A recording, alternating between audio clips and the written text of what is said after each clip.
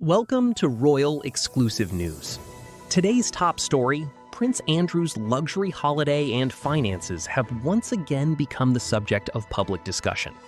In this video, we take a closer look at the latest reports, what has been claimed, and why the story is attracting renewed attention. But I think Harry's now thinking, wait a minute, this is not what I was sold, and it has substantially fallen apart. But also, Harry has had cachet with the public his entire life. He's been one of the most famous people in Britain his entire life, and now America doesn't care about him. And I think this is his first experience of that. I don't think he's ever known what it felt to be just ignored, not even hated. And I think there's still a large degree of affection for him in this country, and no matter what, particularly around the Invictus Games. Even hatred is a form of affection. Someone for whom there isn't very much affection, Andrew Mountbatten Windsor. Now, we've been talking about his almighty fall from grace and this new life in exile on the Sandringham estate. But Samara, he hasn't just been holed up at Wood Farm on the Sandringham estate, has he? We've learnt that he's jetted off for a nice little break. Yes, he was using the Middle Eastern money that he kind of calls upon in order to go and stay in one of his friends' places in France. I think it looked very lavish. They were dining, eating Michelin-star meals and enjoying their life. And I think that's exactly what the public doesn't want to hear right now, coming from Andrew's side. You know, we want him to be holed up where he should just sort of go away and get out of the media press. And this is going to be an ongoing, the press. And it's going to be an ongoing issue for the royal family, that he continues to have this affection for the finer things in life, you know? It's going to chase him around. But also, what is this Middle Eastern money man buying? Yeah. You know, people don't spend their money for no reason. Yeah, like, is this really, Andy's bestie? Like, I don't think that this is a really close personal friendship that has motivated this. So what does this Middle Eastern businessman think he's getting? Now, I'm not saying Andy doesn't have any capital anymore, though, does he? I mean, what can they expect to get from him? Well, this is the interesting thing. It could be introductions to people. It could be, we don't know. But this is a man who, so we have If you're enjoying this royal update, please take a moment to like this video and subscribe to Royal Exclusive News.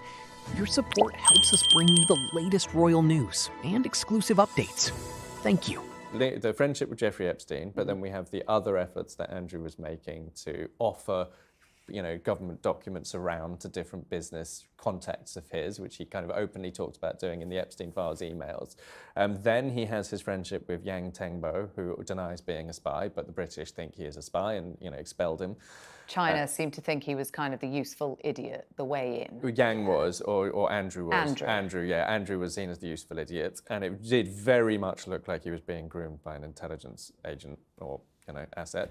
And so now all of a sudden he's now besties with a new very, very rich international businessman. Do we know if this is a new friendship or is this an existing? I mean, he's had very close relationships and friendships with senior figures in the Middle East, and we know that there have been offers of palaces, for example, and places for him to escape it may be an old contact that he already had.